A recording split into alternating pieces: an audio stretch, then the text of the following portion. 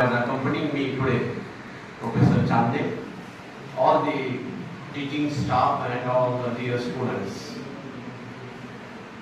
So as I said at the beginning that this is for the first time that I am visiting this college for the lecture, and it is honor and privilege for me to be here with all the people. Let me just to begin with I would like to appreciate the efforts which Mr. Padmani sir has given while discussing or dealing with his topic, and really he enlightened all of you. I think that. So better to come to Marathi because Marathi is our mother tongue, but it doesn't mean that we should not know English also.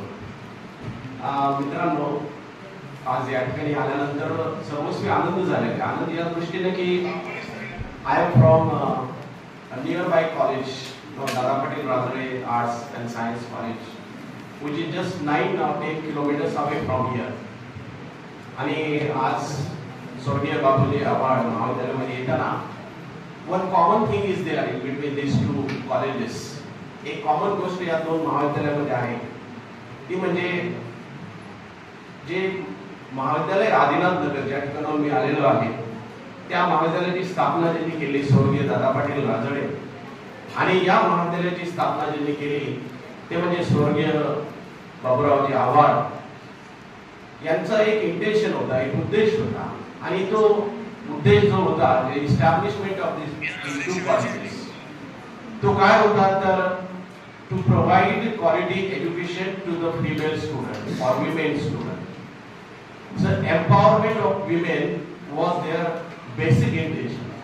त्यांचा intention हा होता की मुलींना empower करणे, स्त्रियांना empower करणे, आणि या उद्देशाने हे दोन्ही इन्स्टिट्यूट त्या ठिकाणी इस्टॅब्लिश झाले. I am very much please to see that both these institutes are now developing and they have such a good reputation not only in this region but in the whole university.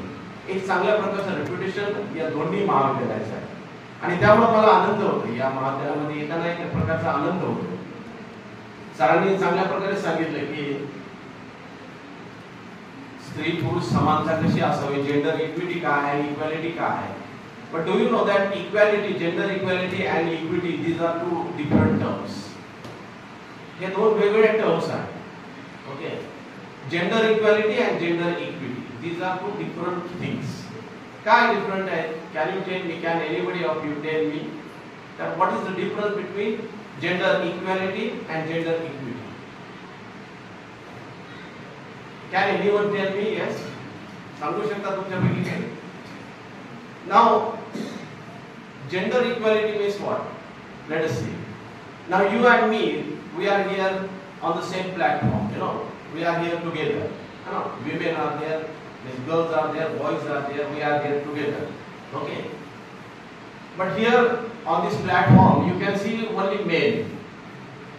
Okay? Only men are there. So you are sitting in front of me. The women, most of the women, girls, they are sitting. Not a single woman is there here on this dais.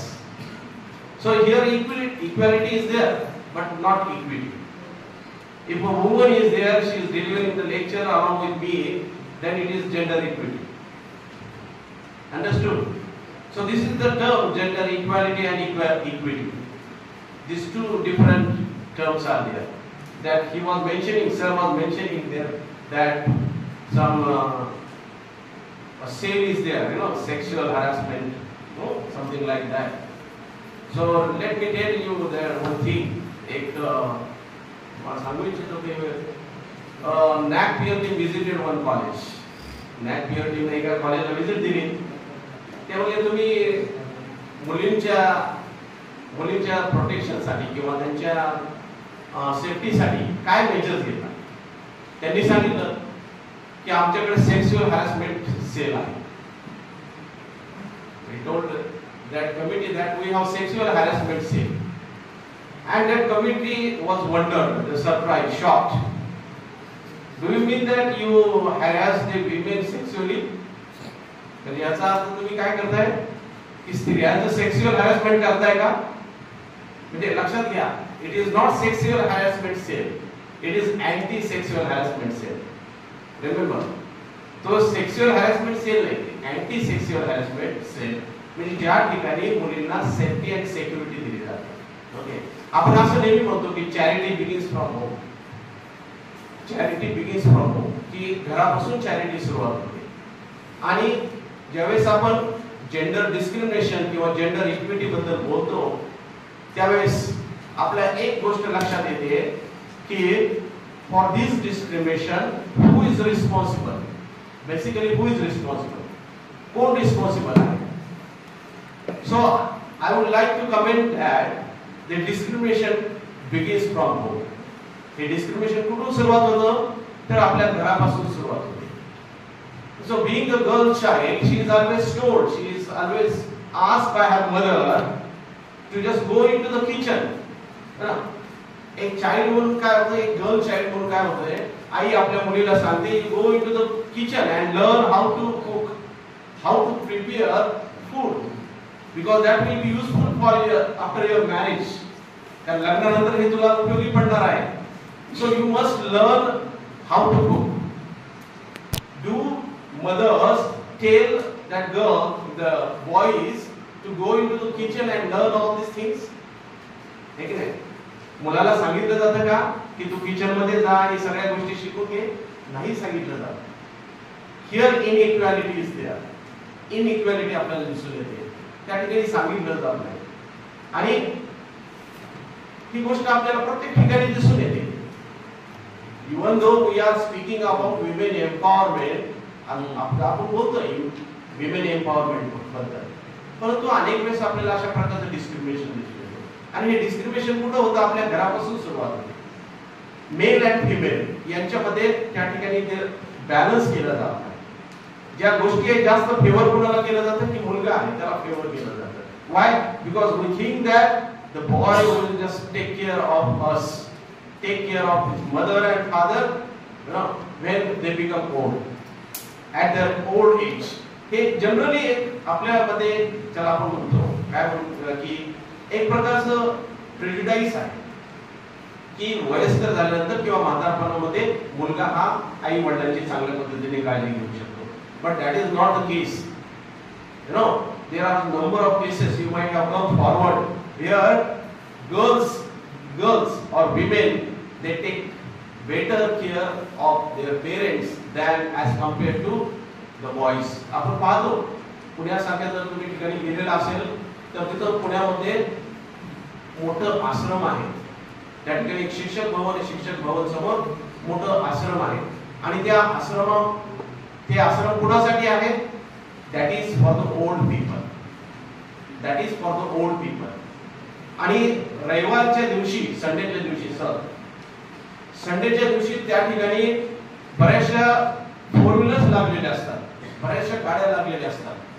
आणि त्या जर गाड्या पाहिल्या त्यांची तर the cost of those vehicles is more than 50 lakh rupees.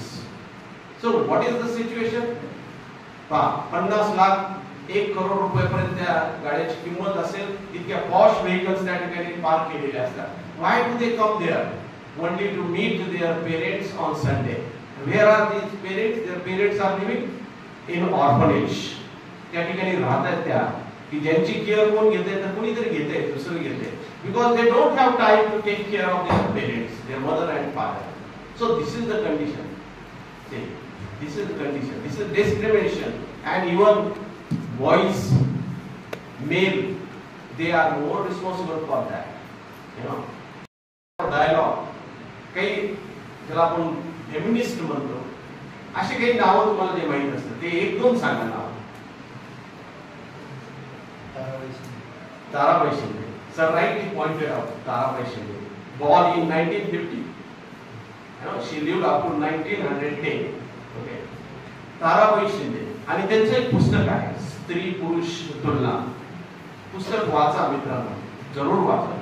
इतकं सुंदर पुस्तक आहे की त्या काळामध्ये लिहिलं गेलेलं अनमोल अशा प्रकारचं पुस्तक आहे. कोणतंही फेमिनिझम जगामधलं तुम्हाला इतकं चांगलं सांगू शकत नाही तितकं ताराबाई शिंदे यांनी आपल्या स्त्री पुरुष तुलना यामध्ये सांगितलेलं आहे.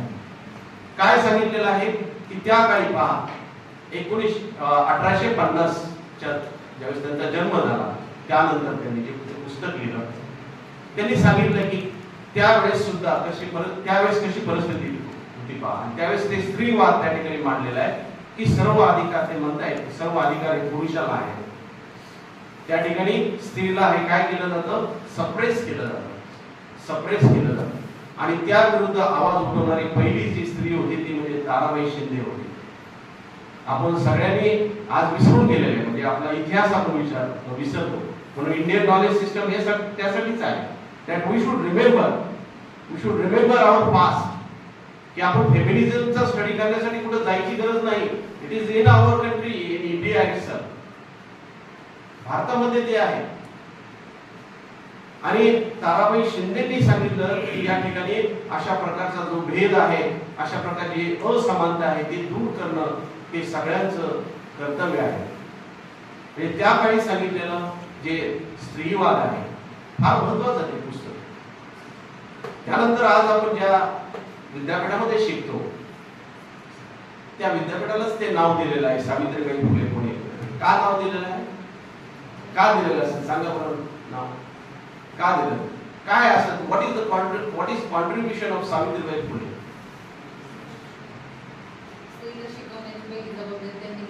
Yes. Yes. But in what condition? पण कोणत्या परिस्थितीमध्ये त्यांनी ही जबाबदारी पार पाडली? लक्षात घ्या. ज्यावेळेस समाज हा कसा होता की स्त्रीच्या शिक्षणाच्या विरुद्ध होता.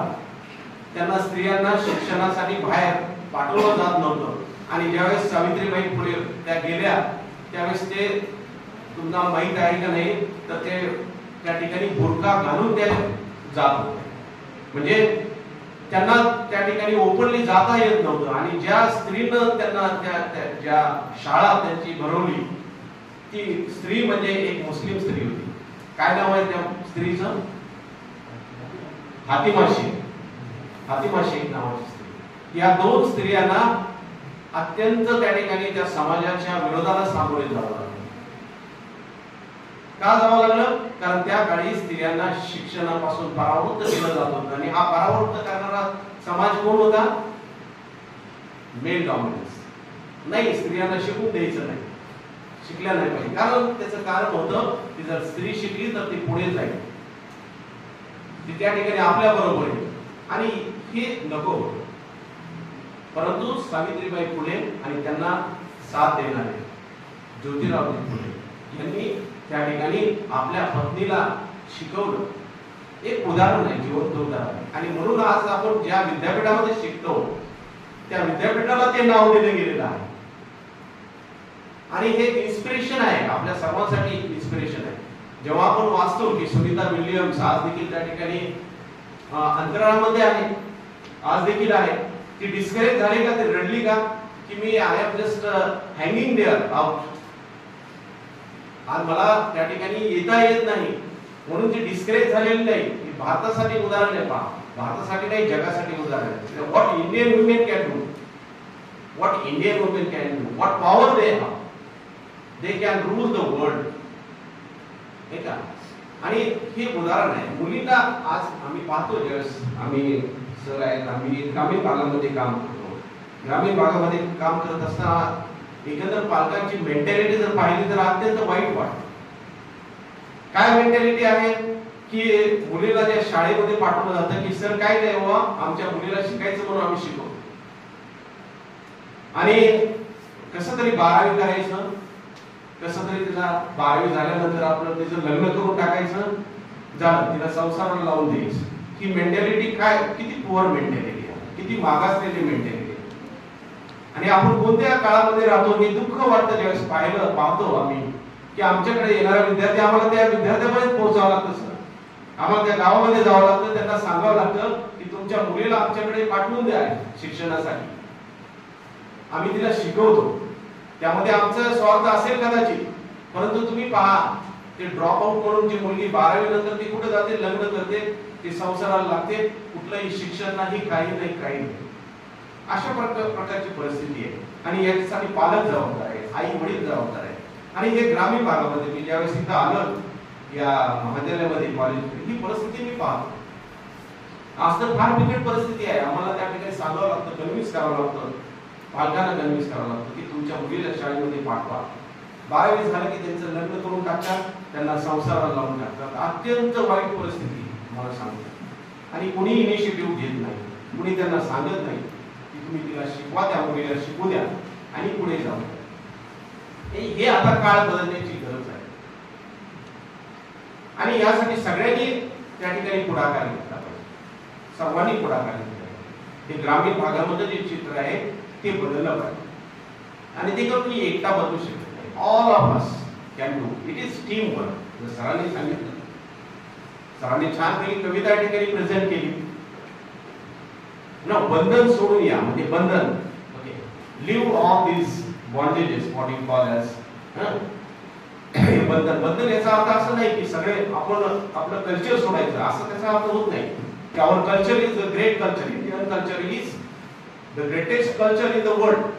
आपल्या भारतीय संस्कृती महान संस्कृती आहे. ती आपण एक चांगल्या प्रकारची, मुलीने ती संस्कृती जरूर फॉलो करायची. परंतु त्याचबरोबर मुलींचं शिक्षण, त्या ठिकाणी मुलींना असणारे एम्पॉवरमेंट हे सुद्धा आवश्यक आहे. आणि हे करण्याचं काम आपण सर्व एकत्रितपणे करू शकतो. हे कोणी एकटा दुकटा करू शकणार नाही. तुम्ही पहा, जनरली आपण काय पाहतो की आज देखील डिस्क्रिमिनेशन कसं आहे. तर आपण म्हणतो की ज्यावेळेस आपण रिलीजियस आहेत, आपल्यापैकी बरेच जण रिलीजियस असतात, परंतु आपल्याला जे काही आपली एक प्रकारची आपण इमेज तयार केलेली आहे. फॉर एक्झाम्पल, आपण ज्या म्हणतो की सृष्टीचा निर्माता कोण आहे, तर आपण म्हणतो की देव आहे. म्हणजे the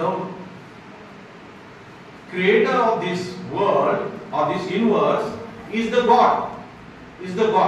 And who is the God? God is male. God is a male. God is not female. आणि देव कोण आहे, तर देव मेल आहे. मग देवाने ही निर्मिती केलेली आहे. म्हणजे याचा अर्थ कोणी केलेली आहे, की एका पुरुषाने निर्मिती केलेली आहे. आणि there is no equality, there is no equal right to the woman. म्हणजे आपण आज प्रत्येक वेळेस ज्यावेळेस आपण उच्चार करतो त्यावेळेस आपण या निर्मात्याचा उच्चार करताना आपण देव म्हणून म्हणतो. म्हणजे याचाच अर्थ या ठिकाणी there is no equality, the separation of the voice of the women. आणि म्हणून आज जे आपल्याला या ठिकाणी आपण जे करतोय, की जे व्याख्याने जे आयोजित केले, फार सुंदर अशा प्रकारची थीम आहे. आणि फक्त काही थीम म्हणून नव्हे, फक्त आम्ही व्याख्यान दिलं तुम्हाला, it's okay now it's over, असं नको आहे.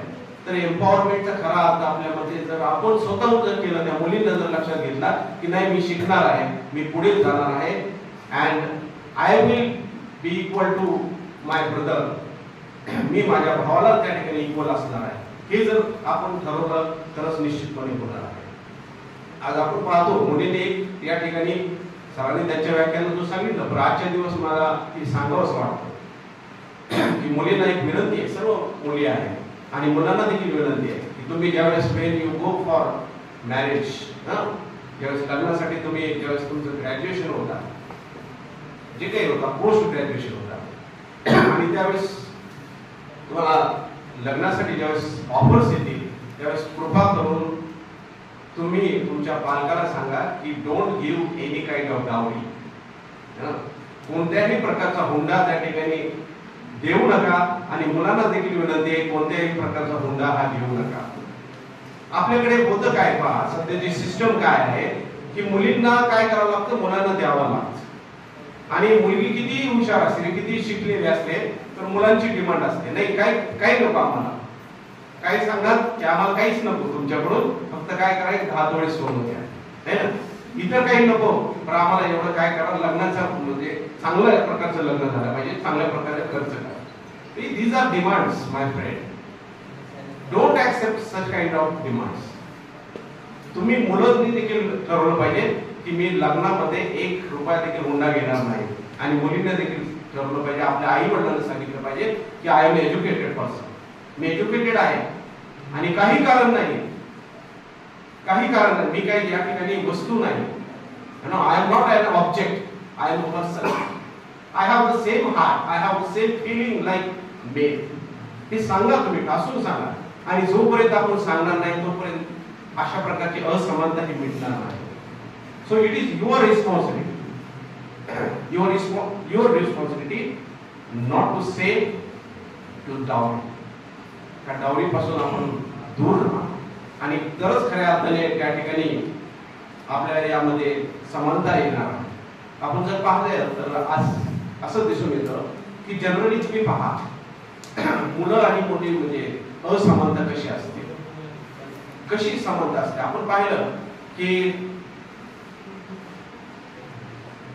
ज्याला आपण म्हणतो रेसिझम म्हणतो, racism, you know this term racism. What is racism? Racism काय आहे? त्यामधून रेसिझम हे आउटडेटेड झालेलं आहे असं तुम्हाला वाटतंय का? असं वाटतंय का?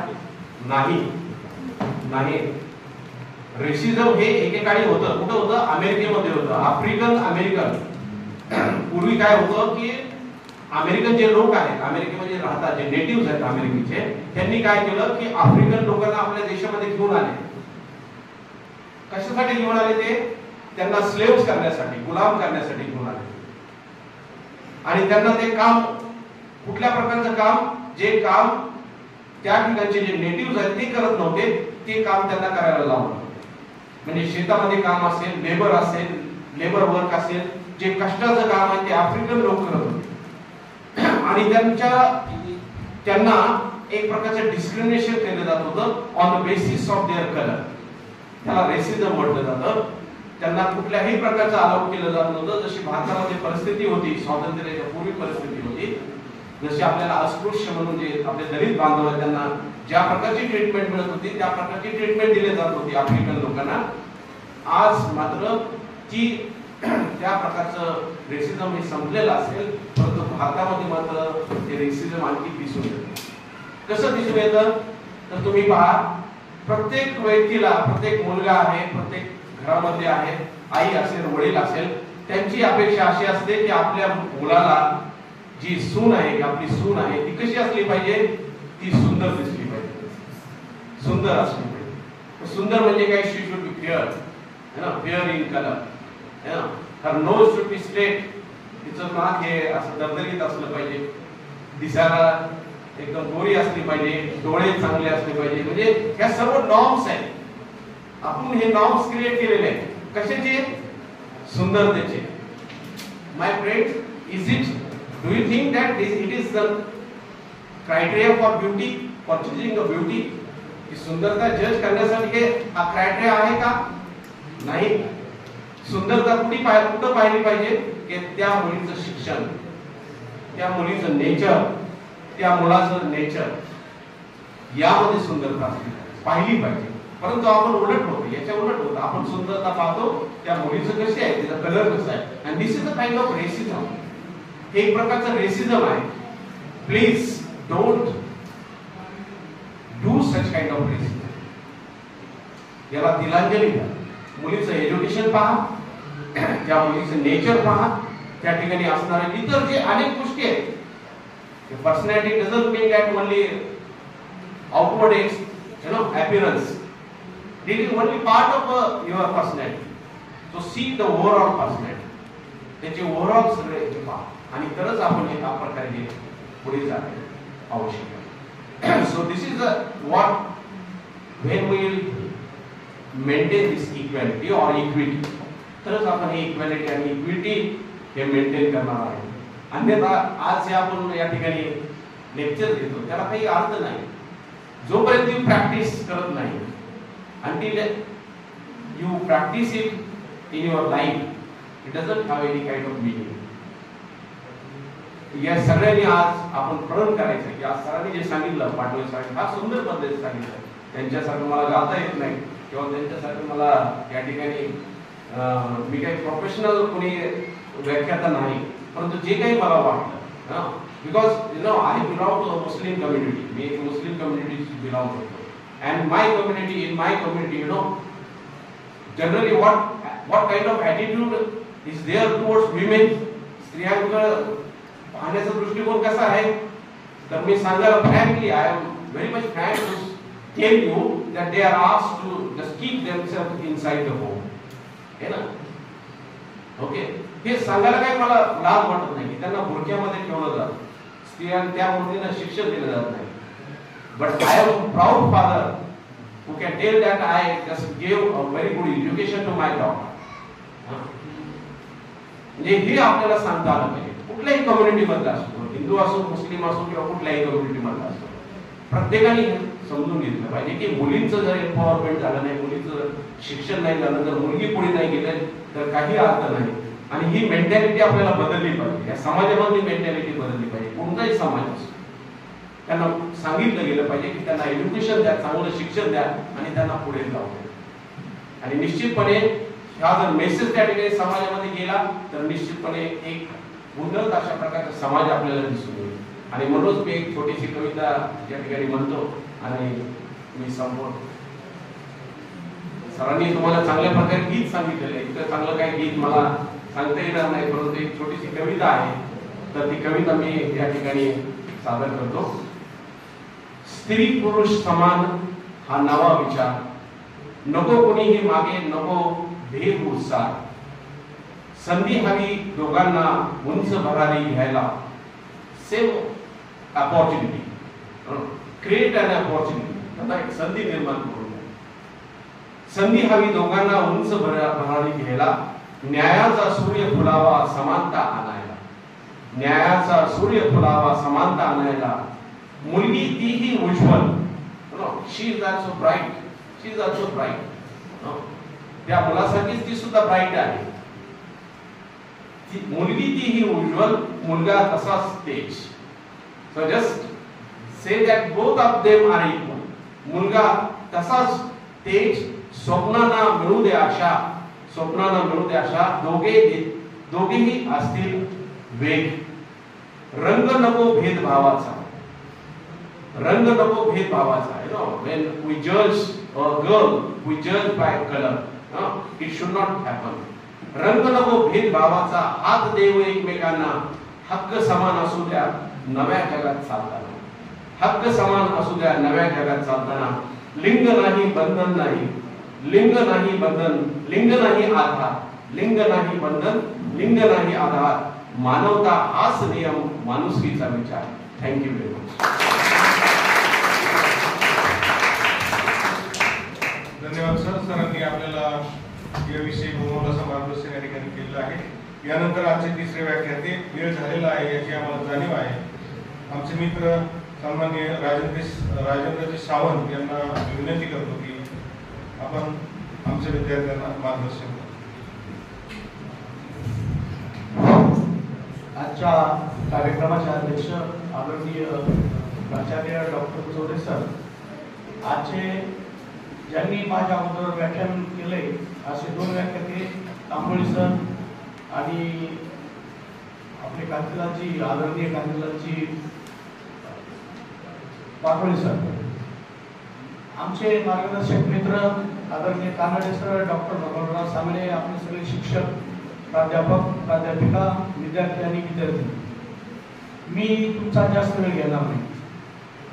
मला माहिती आहे तुम्ही आता 1.5 तास बसला, तुमची मानसिकता संपली याची जाणीव मला 100%. कोणाची एसटी कडे ओढ लागली असेल, कोणाची गावाकडे जायचे, मला काहीतरी अडचणी असतात, परंतु एक 5 मिनिटं बोलणार, जास्त वेळ मी अजिबात घेणार नाही. आणि आजचा जो तुमचा विषय आहे लिंगभाव समानता, याविषयी पण जास्त बोलणार नाही. अगदी तोटक माझ्या तुमच्याकडून थोडेसे अपेक्षा आहेत, मुलांकडून मुलीकडून. मी या विद्यालयाचे विद्यार्थी आहे, माझी दोन्ही मुलं एक विद्यालयात शिकलेली आहेत. मला तुम्हाला मी एकच सांगतो, मी शेतकरी आणि शेतकरी हा स्वार्थी असतो. तो काय करतो माहितीये का, आम्ही ज्यावेळेस आमच्याकडे गाय पाळलेली असती त्यावेळेस गाई ज्यावेळेस आमची गाय गाभण असते गरोदर असते त्यावेळेस ती व्याली तर आम्हाला गाईला भोरा झाला पाहिजे असं आम्ही म्हणतो. आणि त्या शेतकऱ्याकडे जर म्हैस असली तर त्या म्हशीला मात्र त्याला टोनकं नको असतं. त्याला म्हशीला म्हैसच जन्म आली पाहिजे. त्याला टोनकं नको. त्याला वाटतं काय फायदा नाही ना, हे काय याचा उपयोग नाही आपल्याला. पण तेच गायीच्या बाबतीत तो शेतकरी असा विचार करतो की मला कालवड नको, मला गोरा झाला पाहिजे. लिंग भाव समानता तुमच्याकडे तुम्ही जे म्हणता ते आमच्या शेतकऱ्याच्या स्वार्थामधली लिंग भाव समानता तुम्हाला सांगितली. दुसरी गोष्ट अशी आहे की आम्ही 4 दिवसापूर्वी, मी शेतकरी आहे, आंब्याला खत घालत होतो. आंब्याच्या झाडामध्ये त्या आंब्याच्या वळीमध्ये एक सोनचाफ्याचं झाड लावलेलं आहे आणि माझी बायको मी आम्ही दोघं जण खत घालत होतो. बायको मला म्हणली, मी टोपलं तिच्याकडे सरकलं ते खताचं, मला तिने सांगितलं की त्या झाडाला कमी खत घाला. सोनचाफ्याला खत घालताना ती म्हणली कमी घाला. मी म्हणलं का? ते म्हणले का खत देणार का तुम्हाला? म्हणले आंब्याला द्यावा घाला. म्हणजे तुम्हाला सांगतो की समानता ही गोष्ट अशी आहे का ती माणसाच्या प्रत्येक तुमच्या रगारगामध्ये भरलेली, तुमच्या जीवनातल्या प्रत्येक क्षणामध्ये भरलेली आहे. आणि ती समानता तुम्हाला सांगतो तुम्हाला जपता आली पाहिजे. माझं सर्वांना एक आव्हान आहे, ज्या भावाला वाटतं की माझी बहीण पळून जाऊ नये, ज्या भावाला वाटतं माझी बहीण पळून जाऊ नये, त्या भावाने कोणाची बहीण पळून देऊ नये.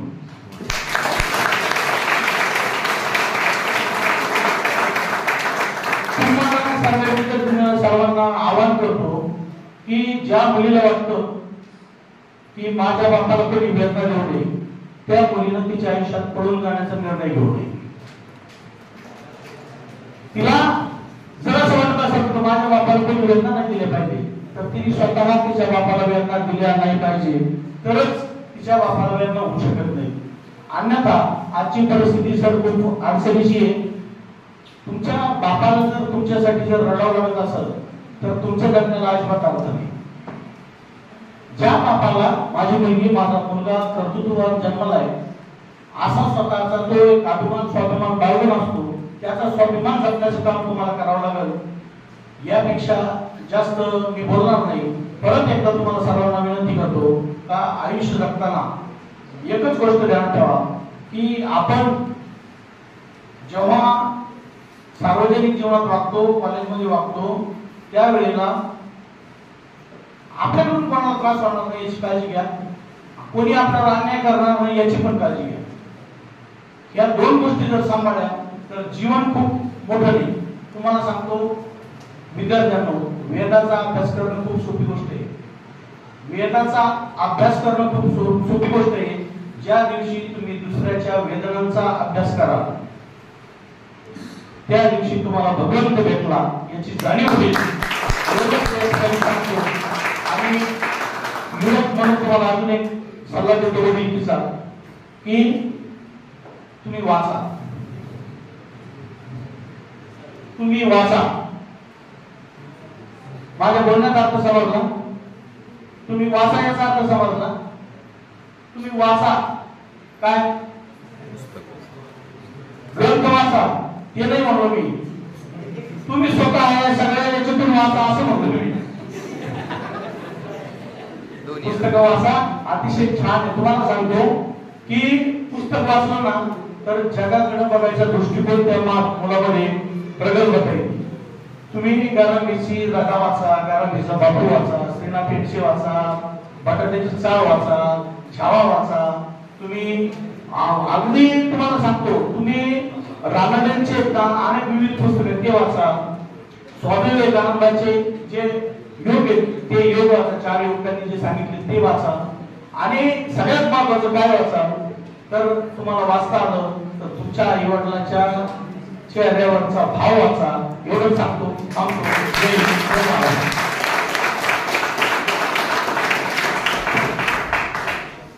धन्यवाद सावंत सर.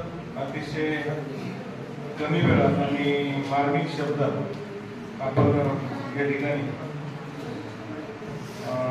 आमच्या विद्यार्थ्यांना मार्गदर्शन केलंय. आभारापूर्वी एक लाईन तुमच्यासाठी गातो, कारण सगळे जरा कंटाळले असं मला दिसतंय. आमचे मित्र असं म्हणतात, सन्माननीय गायकवाड सर असं म्हणतात, अगं तुझी माझी जोडी बगल सारा गाव, अगं तुझी माझी जोडी बगल सारा गाव, तू मस्तानी माझी मी तुझा बाजीराव, अगं तू मस्तानी माझी मी तुझा बाजीराव. त्यानंतर आभार.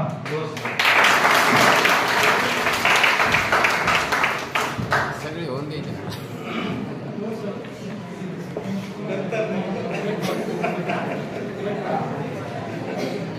विद्यार्थ्यांनी सूचना आहे. आभार प्रदर्शन झाल्यानंतर तिथं अल्पोपहाराची व्यवस्था केली आहे. छानपैकी नाश्ता फळफळ मिळणार आहे. त्याचा आस्वाद घेण्यापूर्वी कोणी खायचं नाही. धन्यवाद. विद्यार्थी विकास मंडळ सावित्रीबाई फुले पुणे विद्यापीठ पुणे आणि पार्थ विद्याप्रसार मंडळाचे बाबूराव महाराज पाटणी यांच्या संयुक्त विद्यमाने आयोजित एक दिवसीय लिंगभाव समानतांची कार्यशाळा. या कार्यशाळेच्या पहिल्या सत्रामध्ये व्याख्यान देण्यासाठी उपस्थित असणारे माननीय कांचन पाटील सर यांनी छान असं वाचन केलं. स्त्री पुरुष समाज संदर्भामध्ये भारतीय संविधानामध्ये डॉक्टर आंबेडकरांनी जे काही वेगवेगळ्या प्रकारचे कायदे केले आहेत, हा हिंदू कोडबिल मांडला आहे, त्यातले समस्या प्रस्थापित झाले आहे. या संदर्भात मासिक केलं, त्याबद्दल मी त्यांचे महाविद्यालयाच्या वतीने आभार मानतो. तसेच दुसरे व्याख्याते माननीय डॉक्टर एम एस काकुळे सर यांनी आपल्याला मार्गदर्शन केलं, त्याबद्दल मी महाविद्यालयाच्या वतीने त्यांचे आभार मानतो. तिसरे व्याख्याते पत्रकार डॉक्टर राजेंद्र सावंत सकाळ वृत्तपत्र यांनी या ठिकाणी उपस्थित राहिले. काही नाही सांगताना आपल्या बापाचा चेहरा पहा असे एक छान संदेश दिला, त्याबद्दल मी त्यांचे महाविद्यालयाचे आभार मानतो. तसेच डॉक्टर विजय चौरे यांनी उपस्थित राहिले, अध्यक्षांना स्वीकारलं, त्याबद्दल मी त्यांचे महाविद्यालयाच्या वतीने आभार मानतो. या विद्यार्थी मंडळाचे समन्वयक डॉक्टर कांगळे सर, सूत्रसंचालन करणारे डॉक्टर कानडे सर, उपस्थित सर्व प्राध्यापक यांनी उपस्थित राहिले, बहुसंख्य विद्यार्थी उपस्थित राहिले, सर्वांनी ऐकून घेतलं, त्याबद्दल मी आपण सर्वांचे आभार मानतो आणि अध्यक्षांच्या परवानगीने हा कार्यक्रम संपला असं जाहीर करतो. अगदी काही 5 मिनिटांमध्ये अल्प उपहार आपल्याला मिळणार आहे. धन्यवाद.